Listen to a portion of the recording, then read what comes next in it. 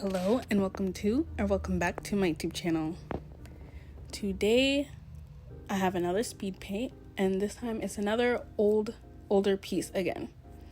I drew this back in August 2023, so it wasn't too long ago, but still not super recent either. So I'm finally putting this footage to use because it's kind of just been sitting on my iPad for a while, and I figured I'd make a video of it because I really like this piece and I wanted to share. So jumping right into things as usual, I'm starting off with a sketch, and I'm using the reference picture as like a pretty heavy reference, so it's kind of like a style study. But I took a few personal, I guess you could say personal liberties with it, just to kind of make it more my style. I like to sketch with the same color as kind of the main theme of the piece, so the reference picture has a lot of red in it, so I use a dark red for both the sketch and the line art. I was really excited when I saw this reference picture. Something about it was super appealing to me. I think the lighting, how it's like a harsh light in the front and such a dark contrasty shadow in the back, and it's kind of a little bit blurry. It just looked super appealing to me. I liked how vibrant but also kind of rich the red of her hair was, so I really wanted to draw it. In this video, I will be kind of explaining my process as well, and even though this drawing was from a few months ago, my process is still pretty much the same, and if there's anything different, I'll mention it as I speak. So I'm doing the line art right now. It's basically the same as my sketch, it's just refining it a little bit more. And I would say something different between my line art here and my line art now is that I tend to concentrate a little bit more on line weight nowadays. I make parts darker, parts lighter, because I use a more sketchy brush when doing my line art, the same as my sketch brush. And I like to put more emphasis on where points meet and put heavier line weight there and curves and things like that, just to make the line art a little bit more interesting and make it feel a little bit less confining.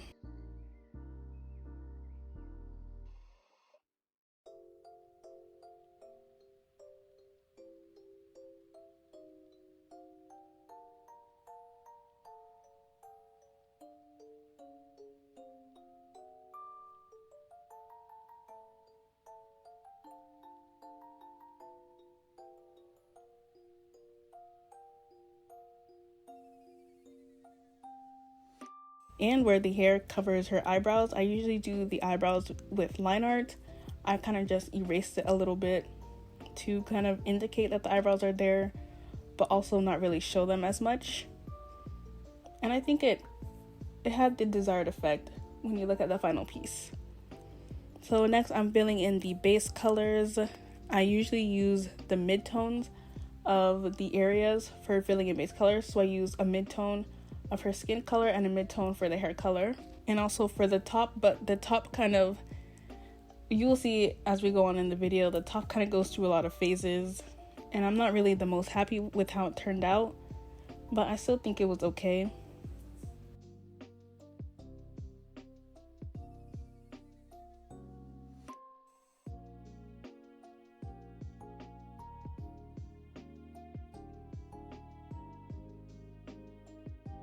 But onto rendering, I usually start with rendering the face, and I do the same here, and I still do that now. I started off with putting her blush color on her face. I like to add some color to the face before I go in with the shadows and the highlights, just because I find it a little bit easier to add in the color before and then put all the extra stuff on top. So I started off with her blush and put it around the eyes, on the nose, and on the lips, and also like things like her shoulders and just things where there would be a little bit more blood circulation. And for her midtone, for her skin, I chose more of a pinkish tone as opposed to a more like a warmer, more orange or neutral tone as in the reference picture. And I think it still came out pretty well. I don't really know how much different it would be if I chose a closer color to the reference, but I like how it's all kind of in that red area. I think it ties it together pretty well, and it made it a lot easier with shadows and highlights, because usually when I do shadows, I change the hue more reddish and I go to a darker and more saturated color. so all the red kind of blended together to make it a more seamless blend.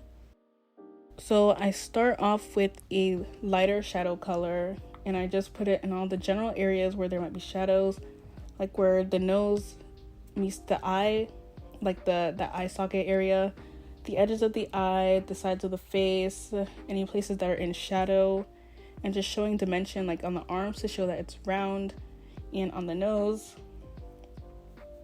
And then I change the hue more to the red, and then pick a darker and even more saturated color, and I go in for a second round of shadows just to deepen up some parts, but I don't take it as far as with the initial color of shadows, just where it needs to be a little bit darker.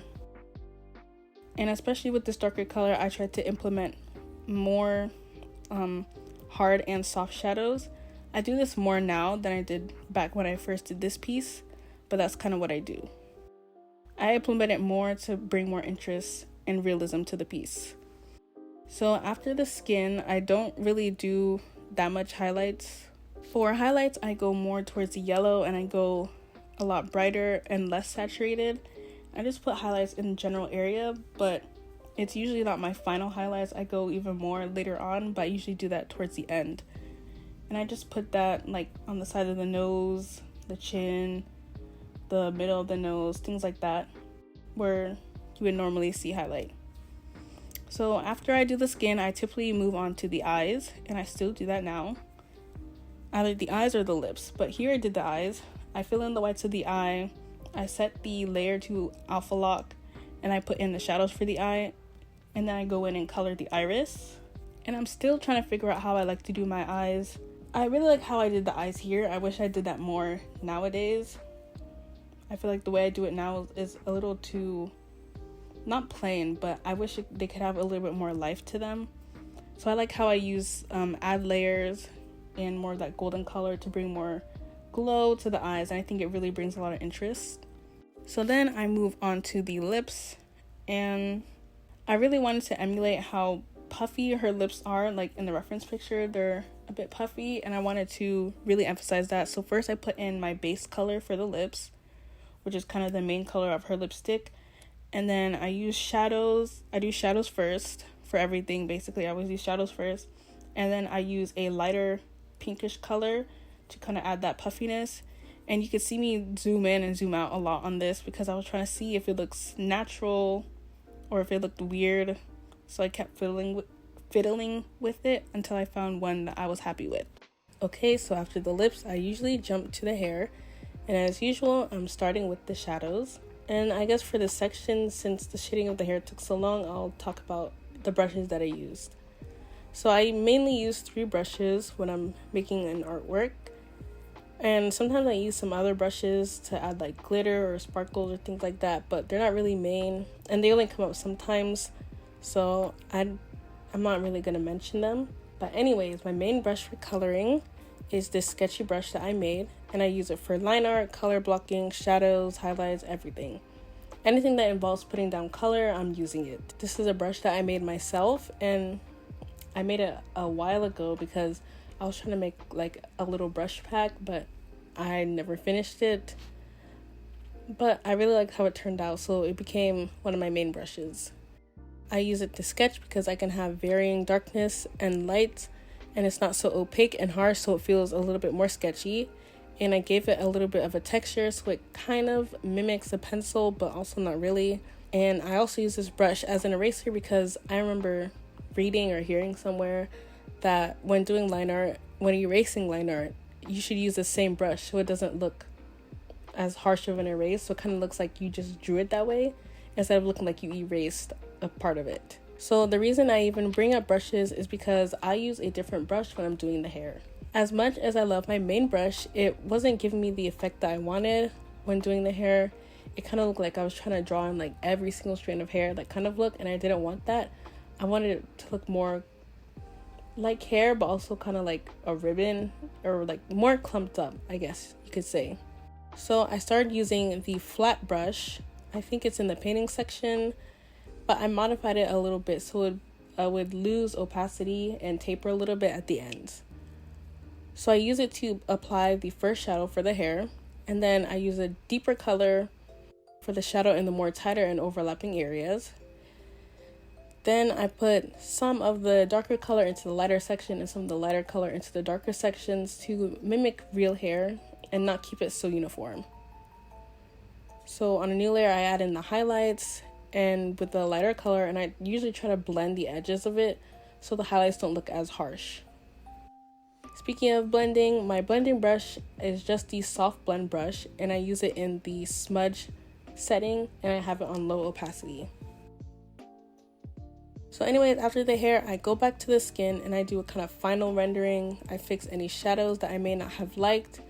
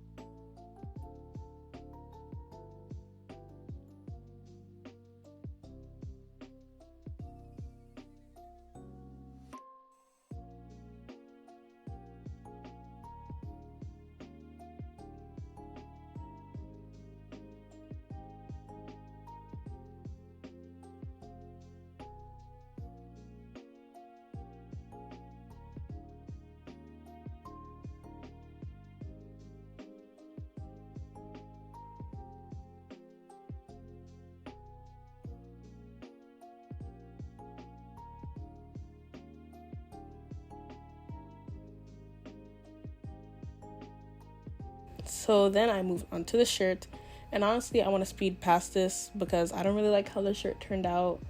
I feel like it kind of looks like an onion, but like when it reaches a certain hour mark of doing a drawing, I'm kind of over it and just trying to get it done. I was trying to go for a super shiny material like a satin or silk or something, but it didn't really work out.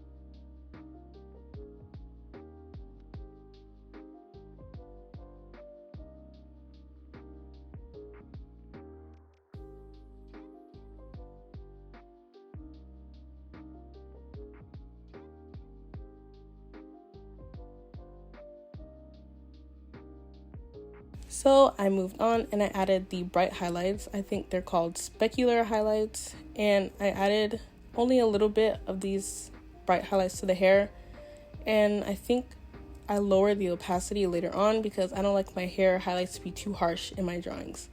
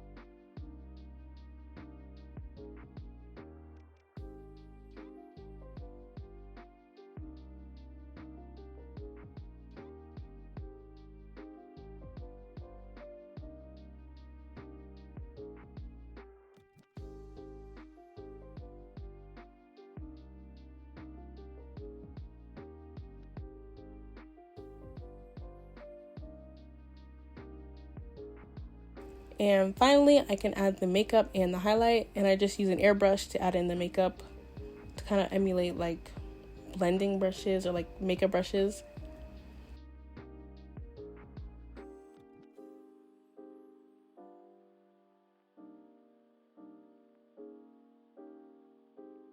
And at this point, I wanted to move the lips, so I had to merge together all the skin layers so I could move all of it, and then I just patched it up.